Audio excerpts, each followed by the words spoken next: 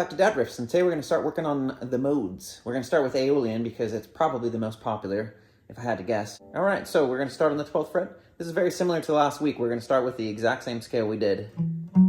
So it starts on the 12th, you go to the 14th, and then the 15th. Same thing on the A string. And then the next one is going to be the same, except you skip to the 16th fret. You're going to do the same thing again on the G string. And the same thing again on the B string, except scoot it up one.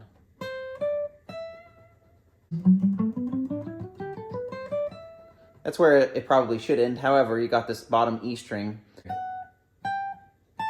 Kind of some extra credit bonus there. That's pretty much it. It's just used all the time.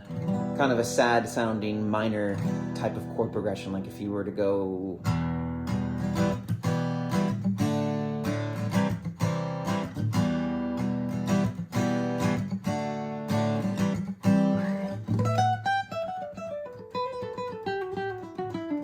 Next week we'll learn the next position and also the next mode.